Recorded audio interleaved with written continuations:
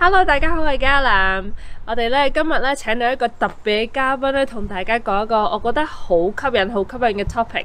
咁大家都知道，我哋成日都分享好多關於房屋嘅嘢啦。咁其實有好多觀眾朋友咧，之前都會俾佢哋嘅一啲 survey report 一個驗樓報告啦，俾我哋睇。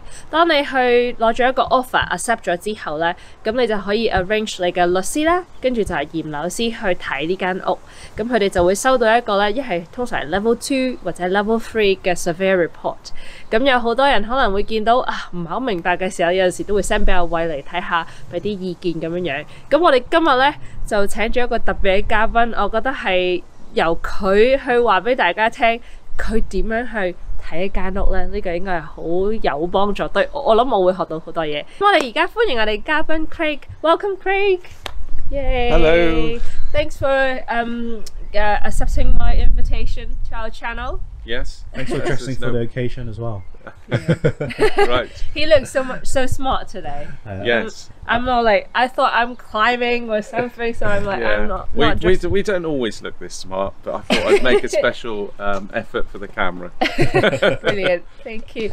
Okay, so this is property that we're going to look at today. Okay. We're gonna, maybe you can show us how you look at the property. Right. Okay. As a surveyor. Yeah. I have a question first thing. Okay. So, people will first ask us before booking for a surveying, level 2 or level 3 should they book for? Well, it depends on the age of the property. So a property like this, unless there's serious structural damage, which it doesn't appear to be any, from just looking at the property, I would say level 2. Anything older than say 50 years should be a level 3, but it will depend on the number of defects in the property, which is quite difficult to assess, but just by looking at the outside. But in this case, I would think level 2. But then again, there could be some major defects inside. So what we tend to do is, if it's a property that's less than 50 years old, we say a level 2 survey, but over that level 3. But in certain situations, say if there's a large amount of defects in the property, which we won't know obviously until we go inside, we may have to change that to a level 3 survey. Also, might even give the client a call, say, hang on a minute, might want to do level 3 here. Yeah. And also, I noticed the level 3 reports we've seen from you is a lot more wordy. Yeah. It's a lot more wording. And, it describes it in a lot more detail. Yeah. That's the difference, isn't it? Yeah. A good way of getting to know the age of a property is if you look at the properties along the row there, and see what, like this one's been cladded in brick. Yeah. But those original properties down there will give you an indication of age. You can also get an indication from if the original window structures in place, or various things to do with the building, gives you an impression. Also, for instance, on the roof, the chimney stack is flashed in copper, which is a common practice with local authorities around the 50s and 60s. Oh wow, didn't know that. So that's green. That's why when I first came, I said, why is it green? It's the patina from the copper work, So oxidized copper. Yeah. So what we would start off by doing is, if you look at the home buyers and also the building survey report, it starts off with the roof, and I think the beginning of the report will start with the chimney stack. So you look at the how stable this chimney stack looks, whether it's plumb, straight, and also the weathering detail to the tile covers. So how's this one? This looks, it's dated, the flashings are dated, but from first impressions it looks as though it's probably watertight, but the only way we'll know that is by going into the roof and checking the chimney stack inside. Yeah. Go into the loft. Yeah. And it looks like the mortar is still in place. It looks quite decent, isn't it, on this chimney? Yeah, basically the chimney is level and plumb. The mortar joints are not cracked. There's no erosion to the joints themselves, and so that chimney looks from the external view of it to be in reasonably good condition. Apart from the flashing detail, which is a little bit aged, but it looks okay at the moment. And so when I get something like this, sometimes clients will say, "Can you put a cowl on just so the water doesn't get into the chimney?" Does that make sense? Is that a good thing to do? Yeah, that's something you can do. That stops nesting birds and water ingress and things like that. The roof tiles, they look okay to me. Yeah, it's concrete roof tiles, which if you look at the general sort of profile of the roof and the ridge, you see that there's no deflection to the roof, or no sort of it's quite straight. Deflection. It's quite straight. It's got a good pitch. The actual ridge tiles are well bedded. And again, from the external view, there doesn't seem to be much wrong with the roof coverings. The concrete interlocking tiles, which is common for that building period as well, the 60s, 50s, 60s. So the only thing I would say is moving down to this porch roof. There's a little bit of a. Let's have a look closer. You wanted everything just so. You can change the. You could take this roof cover off and place the timbers, but there's no real need to do that. It's only a porch roof. So you can see it's slightly dipped in the middle. Slightly. That's right. But it's not a big deal. No. It doesn't look like it's going to collapse anytime soon. Let's see what's underneath. The timbers underneath look okay. There's some sarking felt there. Fascia boards. There's just flaking paint. Eventually, if you leave this without any paint covers, or you don't bother to redecorate, they'll start to rot because of the English climate and the rain and all the rest of it. So it probably needs doing. And then, is that a 2 or 3? Looking at this condition, probably not so important a 2. So it's probably a 2. Windows are a replacement PVC double glazed units. They should really have trickle ventilation at the top, and they don't. And ventilation at the bottom, really, because they're quite old, aren't they? They put in some while ago. So can I fit it now? I could. The other thing to notice with double glazed units is that when these hermetic seals start to break down, you get condensation between the leaves. So these two leaves, eventually, if the seals start to break down, they'll develop a condensation film in between the leaves, but they're fine at the moment. One of the other things we do if we think there's any problems with structural movement, is we'll get a level and level the walls and just check that they're relatively level, or plumb, as the term we use. And if they're out of plumb, there could be some movement, differential movement in the foundations. Often I get asked questions as you see cracks going down the middle. And what does that mean when you see cracks kind of diagonal? What does that mean, generally speaking? It depends on the type of crack. I mean, if you get a crack through the mortar, it tends not to be very serious. It tends to be confined to movement in the brickwork. If you get a vertical crack, it can be an indication of structural movement. And also, properties move at different rates. So for instance, if you've got an extension on the back, the foundations might be a different depth, so you might get movement on the back addition, or you could get movement to the side of a building depending on ground conditions. And practically all buildings settle over time anyway. They will settle. If you see a crack which is say 3 to 4 millimeters wide, and it's going through the brickwork, then obviously it's quite a serious structural, or could be a structural problem. Fascia and soffit boards. The fascia board is a flat line soffits underneath. So in this case, the fascia boards, paint starting to flake. Eventually, like with the porch on the other side, could start to rot if that's not treated or painted.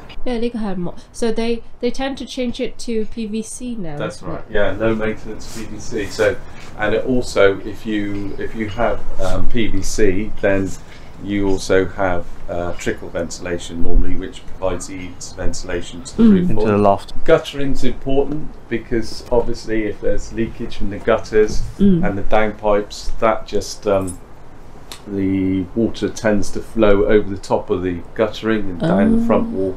And if it's a solid wall, there's a good chance you can get penetrating damp.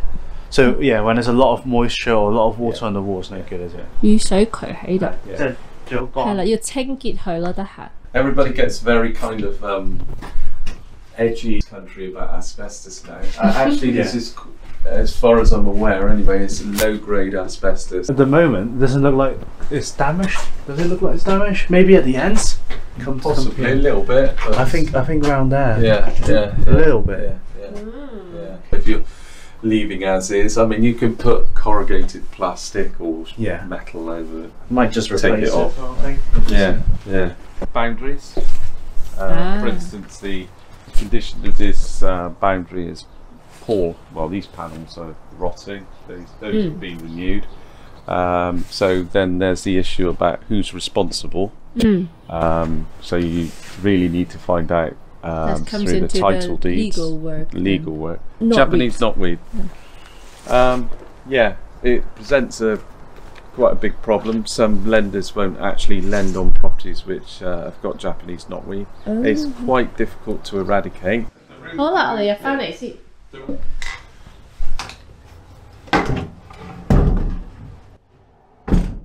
So basically looking in the loft, and I'm not sure how much you can actually see on the video, but we would be looking at the Sarkenfeld condition.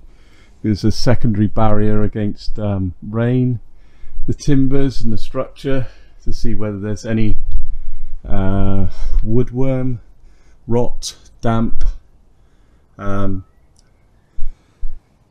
Also the loft insulation, which as you can see, well, I hope you can see, is quite poor, needs upgrading. Yeah, about 50 mil. 50 mil? Yeah. 40 mil. It may have been propped at the front. The Sarkenfeld to the front looks as though it's come away, and you may well need to, in fact you will need to upgrade or at least patch repair some of the felt. So we just looked at the roof. There could be some Sarkenfeld that needs replacing. Potentially one piece of timber might be rotten. That's about it really. Insulation, some of the timbers possibly, and Sarkenfeld. It's always better to use breathable membrane to provide through ventilation to the timbers so they don't rot. And this is something you might be able to negotiate with the seller if it's urgent problem. What's next after that? Right, so roof, then ceilings. So you've got Artex ceilings, and as Gabby said, you've got cracking. Artex some Artex used to contain asbestos, used as a binding agent. They have different patterns as well. So the solution is to either take the ceiling down or to overboard. I think this house is overboard because that bump is too much to just skim. Not going to take it down because it costs too much. I'll overboard on this if it was mine. We would then look at the walls. And a lot of wallpapers. These are original from about the 1960s. Just one layer. That's nice. Yeah, so they must have done very much in the way of decoration. So that would be we could classify that as a 2 as a requirement as part of the general refurbishment and updating. The other issue with walls, I suppose, is condensation produced through showers and general living. Like in bathrooms, if most bathrooms are just painted but in tile. Yeah, show us what you do with that. With the rising damp issues, if there are any. What we would do, these damp meters were developed for timber. What we do is we go around all the walls and just take readings to, I think that's, hang on, about 18, is it? 16? 17. So up to about 20 is not significant. We wouldn't take any notice of it. What we'll do is we measure in different spots like that, and what we're looking at is contours of damp. So, you know, if there was just one patch there, that could be due to a burst pipe in the wall possibly or something else. But rising damp tends to, and it will rise up to, I think, about 1 metre or something, or maybe a bit higher. Yeah, 1.2. But we're looking at sort of contours of damp rather than just isolated patches. And in most cases, the majority of properties don't suffer from that, from rising damp. As part of the survey, draw up a plan measure up the whole dimensions of the building itself, the floor plan, take meter readings, and if there's any damp issues, we highlight that, and we recommend that you get a damp specialist in to look at that.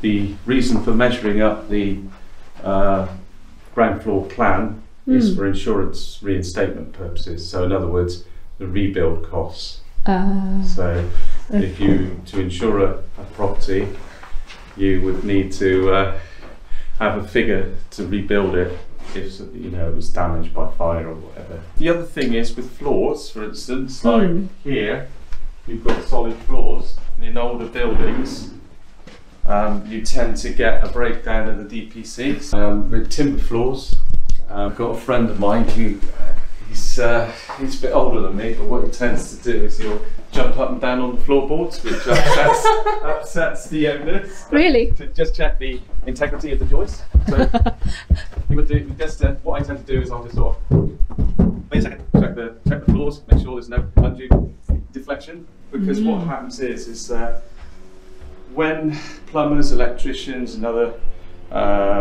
services people come in, they tend to, if they're putting in a new pipe work or electrical circuits, they'll notch out the joists, which weaken the joists, and over time you can get defective joists, which more so in older buildings, but the floors start to deflect. It's quite solid.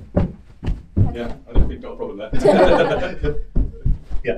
This is where we start to come a little bit unstuck because we only know so much about the heating and the plumbing side of things. And that's why it's and always at number 3. That's why it's always number 3, exactly.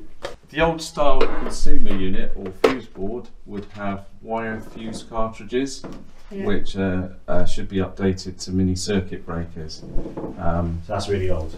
So this is quite old. The only thing that you were talking about the reports just now, the only thing we don't really cover is the costs of doing certain works. Yes. The problem being, as I've explained to you before, is the fact that builders, it's the costs are so variable. The specification, like for instance, if you want to put a new kitchen in, what type of kitchen? You can have a kitchen for 5,000 or 15,000. I mean, we can give ballpark figures, but beyond that, it becomes. Do many people come back to you and ask? Yes. For a quotation? Yes. And that one is so cool. That's 62. So we have a bit of a joke here. Okay. I think they do anyway. It looks like the hair. Like pulling it off the ceiling. Yeah. Oh. The latest trends of the 1960s. It looks like one of those machine you used to dry your hair. Yeah. This little washes. Right. It's so cool. 依家有個特別咧，就係佢係冇 radiator。你知好多時候咧，窗嘅下邊咧會有鐵嘅啲 radiator，依家係冇嘅。咁可以想像下上一個人喺度住嘅時候係幾凍啊！佢有個插電嗰啲咯，攞住個 portable 嘅 radiator 一路行去每一間房。希望今日嘅 video 對大家好有用啦。咁我哋再一次多謝 Craig。Thank you so much again, Craig. No worries, thank you. Yeah, we have learned a lot from being your assistant inside. 如果你中意我哋，記住 follow 我嘅 Instagram KaynanK_UK。如果你中意呢個 video，記住 like、subscribe 同埋 share。Thank you，拜拜。Thanks, bye.